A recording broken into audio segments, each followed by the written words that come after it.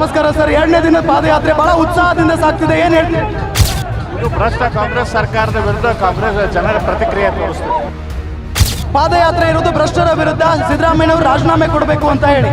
ಅಕಸ್ಮಾತ್ ರಾಜೀನಾಮೆ ಕೊಡದೆ ಹೋದ್ರೆ ಮುಂದಿನ ದಿನಗಳಲ್ಲಿ ಯಾವ ರೀತಿಯಾದಂಥ ಹೋರಾಟ ಇರುತ್ತೆ? ಅವ್ರು ರಾಜೀನಾಮೆ ಕೊಡಬೇಕಾಗುತ್ತದೆ.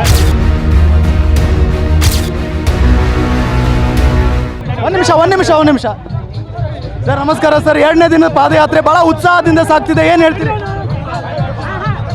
ಇದು ಭ್ರಷ್ಟ ಕಾಂಗ್ರೆಸ್ ಸರ್ಕಾರದ ವಿರುದ್ಧ ಕಾಂಗ್ರೆಸ್ ಜನರ ಪ್ರತಿಕ್ರಿಯೆ ತೋರಿಸ್ತಿದೆ.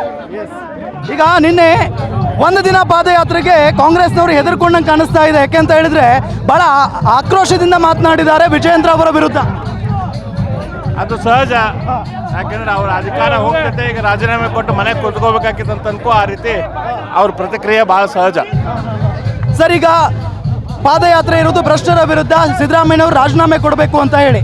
ಅಕಸ್ಮಾತ್ ರಾಜೀನಾಮೆ ಕೊಡದೆ ಹೋದ್ರೆ ಮುಂದಿನ ದಿನಗಳಲ್ಲಿ ಯಾವ ರೀತಿಯಾದಂಥ ಹೋರಾಟ ಇರುತ್ತೆ?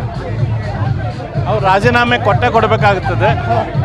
ಯಾಕಂದ್ರೆ ಅವ್ರ ಮೇಲೆ ಎನ್ಕ್ವೈರಿ ಗವರ್ನರು ಮಾಡ್ತಾರ ಅಂತ ನನಗೆ ನಂಬಿಕೆ ಇದೆ. ಯಾಕಂದ್ರೆ ಎಲ್ಲ ಸ್ಪಷ್ಟ ದಾಖಲೆಗಳು ಅದಾವ. ಹಂಗಿದಾಗ ಅವ್ರದ್ದು ಕೊಡಬೇಕಾಗುತ್ತೆ ರಾಜೀನಾಮೆ. Okay sir, thank you. Guarantee news, ಸುದ್ದಿ ಖಚಿತ, ನ್ಯಾಯ ನಿಶ್ಚಿತ.